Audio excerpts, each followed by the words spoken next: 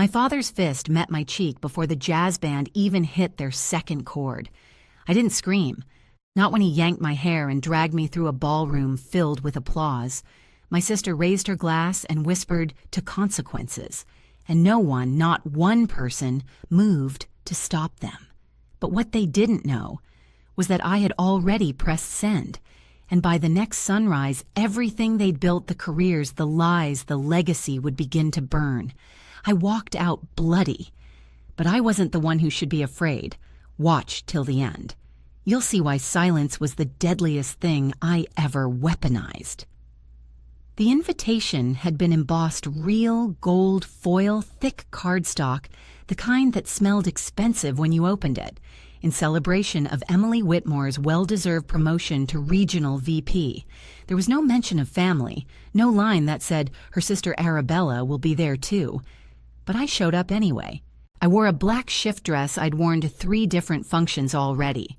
The hem had a thread loose, but I clipped it with nail scissors before I left the apartment. My heels were scuffed, my lipstick a little too dry, but I looked in the mirror and told myself I belonged. Because I did. Even if they never said it, even if they'd spent my entire life convincing me otherwise. The venue was a kind of shrine to perfection. Crystal chandeliers hung like frozen tears. The floor gleamed like it had been polished with pride and money. A pianist played jazz in the corner, elegant background noise to drown out truths. And there I was, near the coat check, clutching a gift box wrapped in navy ribbon like it could protect me. Emily glowed in crimson silk. She moved through the room like she owned the air itself. Our parents orbited her like she was the sun. Photos were taken, flutes were clinked, and in every shot I was nowhere. I caught a glimpse of the family slideshow playing on a screen near the back. Baby Emily, graduation Emily, VP Emily, no Arabella, not even one. When she finally saw me, she tilted her head like she'd spotted something sticky on her shoe. "Oh, wow," she said, eyes skimming me up and down. "Didn't think you'd actually show." "I'm family," I said flatly. "Are you?" She laughed into her glass. "Well, tonight's about winners. But hey, good for you." She walked away before I could reply. My face burned, not just from her words, but from the way everyone around her smirked like they were in on the joke. My father was at the bar laughing with a man in a Navy uniform. My mother was deep in conversation with a board member from Emily's firm. No one looked my way, and still I stayed. Because I thought, maybe tonight will be different. Maybe someone will ask me how I've been. Maybe someone will say, "We're proud of you too." But the truth was quieter than hope. The truth came in waves, in sideways glances, in the space they left around me, in the way my presence was always a disruption, never a welcome. Then came the toast. Emily raised her glass. To those who earned their titles the hard way, and to those who just show up. Laughter, soft and cruel, like applause for a private execution. I turned to leave. Whatever dignity I had left wasn't worth another minute under their spotlight. But I didn't get far. Leaving already, my father called. Too loud. His voice cut through the music like a blade.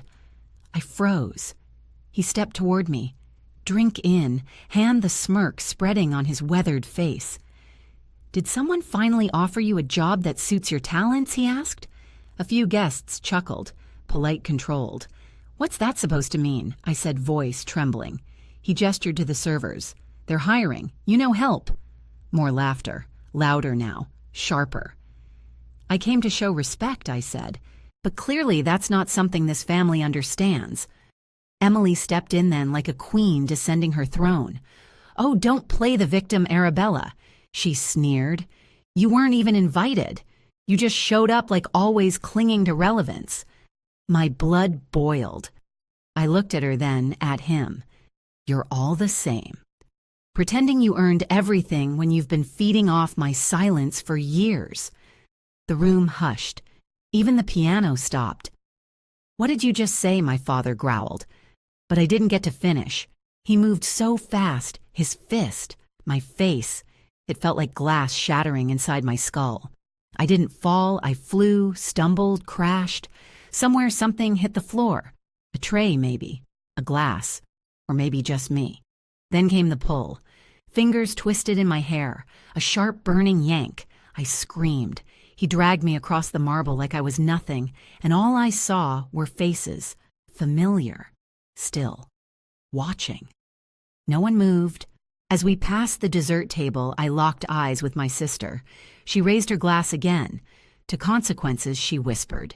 Then she smiled. The door slammed behind us, and I hit the floor, lip bleeding, dress torn, hair ripped from my scalp. He stood over me, silent, then walked back inside like I was a stain, forgettable. But I wasn't. Not anymore. The night air hit me harder than my father's hand. I stumbled across the marble threshold heels, clacking wildly against the stone steps as if trying to outrun what had just happened.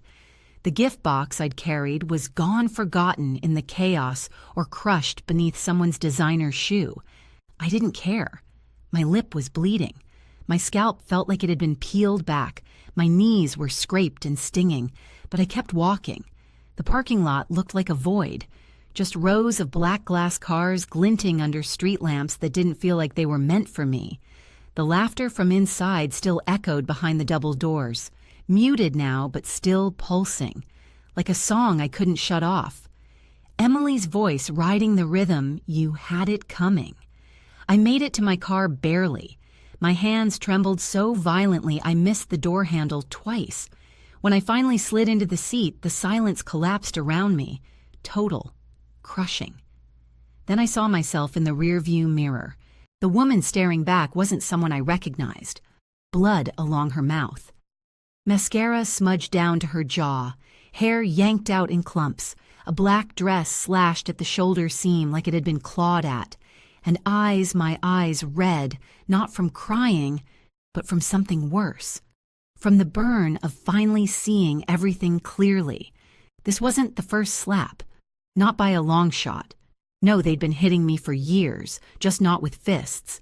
They hit with silence, with exclusion, with sideways smiles and missing dinner invites, with edited photos where my face used to be. When I was 12, my father forgot to mention me in his speech at Emily's school award banquet. When I turned 18, my mother said college was not a good investment for someone with uncertain promise.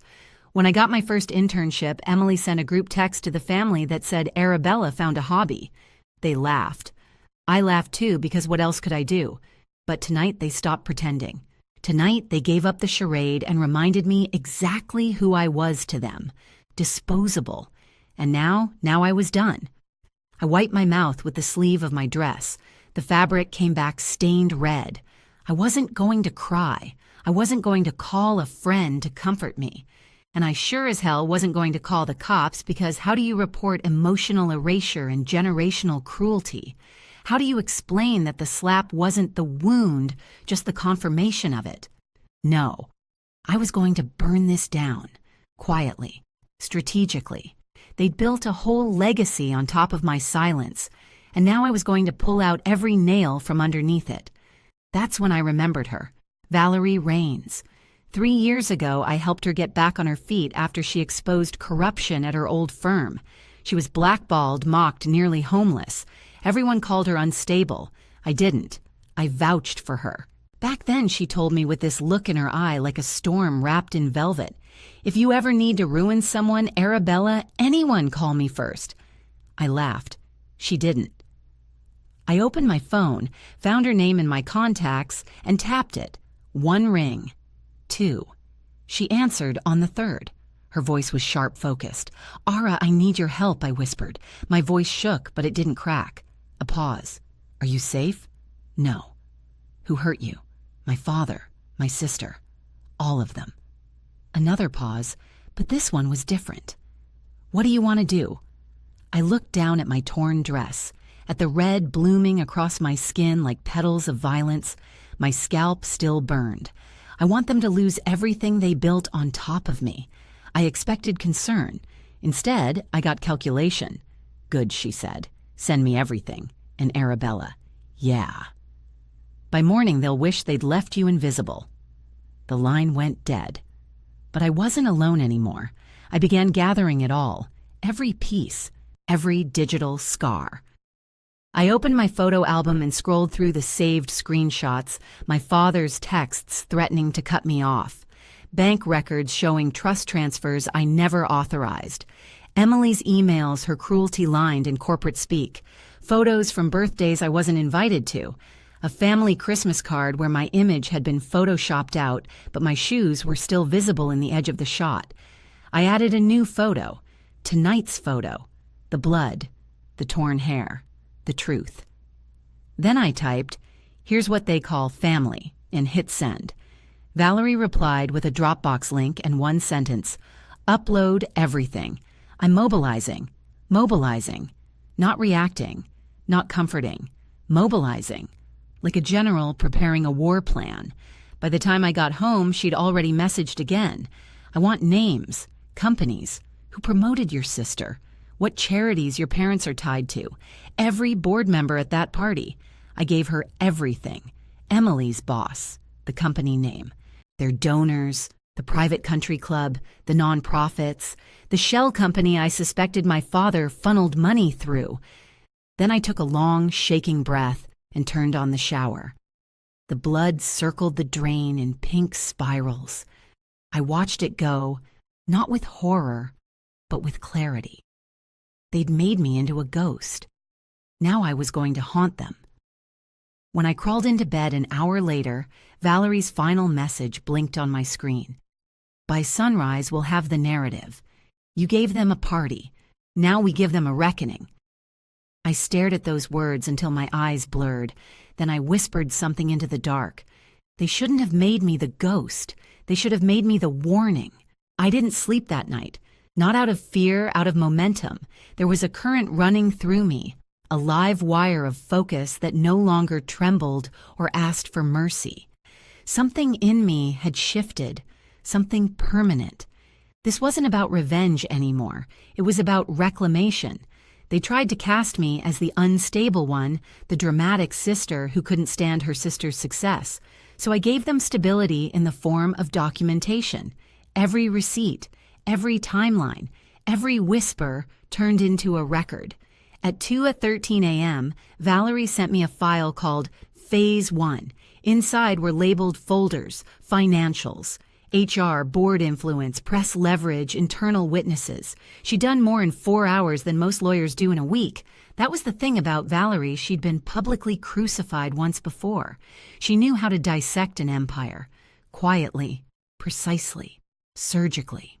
By sunrise, she had pulled archived public records showing that Emily's promotion had followed a confidential HR complaint, one that disappeared suddenly and suspiciously after a generous donation from my father's shell company. The pattern was almost poetic. Emily was the face. My father was the bank. My mother, the decoy smile that made it all seem so decent. Valerie messaged again. "I need voices. Anyone who saw them for who they are." I hesitated. Then I opened Instagram, scrolled through the guests I recognized from the party, found a waiter I'd seen beeline to the exit after I was dragged. I messaged him, just one line. "Do you still have the video?" He replied 45 minutes later. "I do. Got fired the next day. Still sick about it." I didn't ask for the whole thing, not yet. Just enough. A clip. Proof. What he sent me was short, blurry, but it showed Emily raising her glass. My father stepping forward, my face twisting just before the impact. The scream wasn't even the loudest part. It was the silence that followed. No one intervened. No one moved. It was a microcosm of my entire life. They let me bleed because it was easier than asking why. Valerie replied in under 2 minutes. "Perfect. This goes in the drop." We launched that morning. Not on some tabloid site. No rage posting or revenge porn. It appeared as a professional blog article titled like a think piece wrapped in class and credibility. The Whitmore Image. A study in corporate loyalty, public applause, and private violence. It didn't name me, but it named them. The article dissected patterns of power, how philanthropy often masks harm, how women like Emily weaponize corporate feminism while protecting abusers, how trust funds get used as hush money, and how family dynamics bleed into professional privilege. It ended with an anonymous quote, "Sometimes the ones they cut out of the photo are the ones holding the whole thing up." Within hours, it caught traction. LinkedIn reposts, corporate Slack channels sharing it quietly. A few whistleblower forums flagged it. People started commenting, "This sounds a lot like someone I used to work with."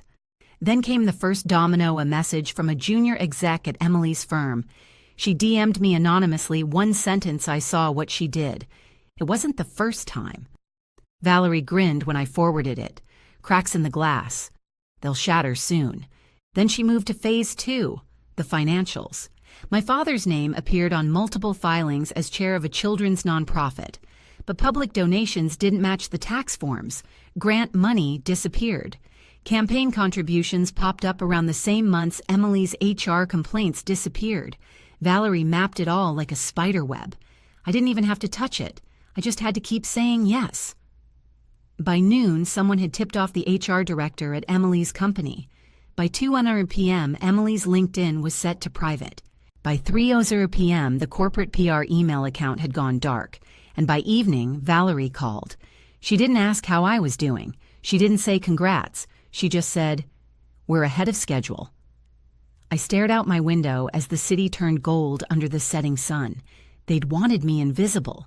They'd built entire narratives around my absence, Arabella, the fragile one, the disappointment, the one who couldn't keep up. But now my silence was louder than their speeches. Now I was the headline they didn't write but couldn't escape. I took out my old journal, the one I hadn't opened in years. In the back, I'd once written a quote my grandmother told me when I was a teenager. "You don't have to raise your voice to shatter glass. Just find the right frequency." I underlined it. Then I went to bed. Not because I was exhausted, because I wanted to be fully awake for the fallout. I woke up to 47 notifications. Most were alerts from Valerie's encrypted dashboard reshares, reposts, silent syndications, but a few were personal. Emily's name was trending in an HR whistleblower forum. Someone had shared an anonymous post titled, "When a vice president promotes a culture of cruelty." It didn't say her name directly, but the comments did. So did the screenshots. By 8:14 a.m., the story had reached a major workplace accountability page. By 9:23 a.m., an internal email from her firm leaked Miss Whitmore has been placed on leave pending an internal investigation. I was brushing my teeth when I saw it. I didn't smile, but my hand stopped shaking. Then came my mother. At 10:04 a.m., the first call. Ignored. At 10:20 a.m., a voicemail. "You need to stop this. Please. This isn't who you are, Arabella." Oh, but it was. This was who I'd always been. They just refused to see it. They only knew how to love Emily's shine, not my shadow. And now they were squinting into the glare of the truth. At 10:51 a.m., I got a text from my father. Not even a name. Just a line. "You're blowing this out of proportion." Followed by another, "Family forgives. This isn't a good look for you." I stared at those words so long my eyes blurred. Forgiveness without accountability is just manipulation dressed in pearls. Then came Emily. At 11:43 a.m., her message read, "You made your point. Come fix this before it's too late. Not sorry, not wrong, just exposed." I didn't respond. Instead, I went to my fridge, made black coffee, and sat cross-legged on the couch, ice pressed to my jaw laptop, warming my knees. Valerie and I were already working on Phase 3, compiling legal structures for a civil suit. The story wasn't just public, now it was potent. One news outlet picked it up under the headline, "Promotion and Power: What Happens Behind the Velvet Rope." A local podcast dissected it in real time. They didn't need names. The details were loud enough. One host said, "You know what I hate when abuse hides in monograms and donation plaques." I smiled into my mug. The house phone rang again. Yes, my parents still had a house phone, because nothing says we're fine like clinging to landlines and lies. Then came the real hit. At 2:07 p.m., Valerie called me, her voice lower than usual. They're trying to flip the narrative. What do you mean? They released a video to a friendly outlet, heavily edited. I opened the link she sent. My stomach twisted. It showed my father speaking calmly, my voice raised distorted to sound erratic, my sister clutching her champagne like a survivor. No slap, no scream, just a convenient story scrubbed clean. They're making me look unhinged, I whispered. That was the goal, Valerie said flatly. Discredit the source before the truth lands too hard. I could feel it. The shift. The gaslight disguised as PR strategy. The comments stung. Why was she even there? Looks like she was the one causing the scene, another bitter sibling trying to ride success. I clicked off, bile in my throat, fire in my veins. I want to end it, I said. Then let's raise the stakes, Valerie said. Remember the trust fund, the wire transfers, the emails, all of it. Good. We go wide, we go legal. No more anonymous posts. This isn't a whisper war anymore, it's a reckoning. That night, we built the next layer. Trust fund withdrawals signed under my name after my 21st birthday campaign donations from the family LLC, lining up with Emily's promotion timeline, redacted HR complaints traced to a whistleblower, now willing to testify, and then the final nail. The full unedited video, the one recorded by the waiter, the one that showed the slap, the yank, the dragging, the smirk, the 99 guests who did nothing. I watched it again. Every second. This time, I didn't flinch, because I knew they thought this story would collapse under shame. But I wasn't ashamed anymore. I clicked upload, then I turned off my phone, drew the curtains, and let the night carry their silence for once. By morning, the unedited video had crossed 1 million views, not on gossip blogs, not on TikTok, on platforms that mattered. Legal advocacy forums, nonprofit watchdog networks, women's rights coalitions, LinkedIn posts from HR execs with titles like Chief People Officer and Director of Workplace Ethics. This wasn't a scandal anymore. This was a case study. Emily's firm went into full lockdown mode by 9:00 a.m. Their PR rep issued a vague statement about reviewing protocols. But people were done with protocol. They wanted action. They wanted accountability. They wanted names, and the court wanted documentation. At 10:47 a.m., I stood on the courthouse steps, not in a power suit, in the same black shift dress I'd worn to the party, now cleaned, pressed, unaltered. A statement. This wasn't a reinvention. This was a return. I clutched a thick manila folder. Inside, screenshots of stolen funds from my trust expense reports tied to Emily's promotion, signed affidavits from former employees, the full transcript of my father threatening to disown me if I kept talking. The time-stamped video submitted as evidence. Catherine, my attorney, met me just inside. Ready? I didn't nod. I didn't smile. I just breathed. That was enough. The courtroom was cold. Marble floors, oak paneling, echoes sharpened like knives. They were already there. My father in a slate gray suit that looked tighter around the collar than he was used to. My mother hair pulled back so tightly it looked like a mask. Emily stone-faced, her phone screen dimming and brightening every few seconds like a heartbeat. None of them looked at me, but I looked at them, because I wanted to remember this, not the shame, the symmetry. The judge opened the hearing. Catherine moved like a scalpel. No theatrics. Just truth, sharp and undeniable. This is not just an isolated case of family conflict. This is a systemic pattern of physical assault, financial abuse, and strategic silencing, orchestrated over years. The evidence is clear. The motive is clear. And now, so is the harm. Then came the playback. The full video. You could hear a pin drop when it ended. The gallery didn't gasp. They breathed in unison like watching something they hadn't realized they'd been holding in. My father's lawyer stammered something about misunderstood intentions. The judge didn't flinch. This is not interpretation, he said. This is impact. He ordered the motion to proceed, filed subpoenas for the trust fund theft, set a date for the civil suit. But the real moment came when we exited the courtroom. Microphones, cameras, the electric hum of public interest. Catherine tried to shield me, but I stepped forward. Just enough. I didn't cry, didn't shake. I just said this. I was told my entire life that family comes first. That silence is survival, that good daughters don't make trouble. But I want to say this to every person watching, to every person who's ever been told to stay quiet because we don't air family business. This is what happens when you turn silence into a weapon. You lose your ability to control the story. I held up the folder.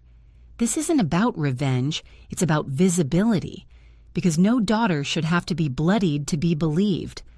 Then I turned and walked away. But the story didn't end there. That night, Emily issued an apology. Cold, scripted, posted at midnight. Comments turned off. My father's charity dissolved within 48 hours. My mother stopped calling. They didn't even try to frame it anymore. They just disappeared. But the world didn't forget. I started receiving messages from women, from sons, from ex-employees, from strangers who said thank you. I thought I was alone. A foundation reached out. They wanted me to consult, to speak, to help build something better from this brokenness. And I said yes, but first I had one more thing to do. Weeks later, I returned to the ballroom. Not for revenge, for reclamation. It was empty, being prepared for another event. But I didn't need the crowd. I walked to the spot where he'd hit me, where they'd laughed, where I'd been erased, and I pulled something from my purse. A thin silver chain necklace, tarnished, bent slightly. My mother had ripped it off my neck during a fight when I was 17. You want to wear jewelry like a grown woman, she'd snapped. Start acting like one. I'd kept it all these years, not out of sentiment, out of memory.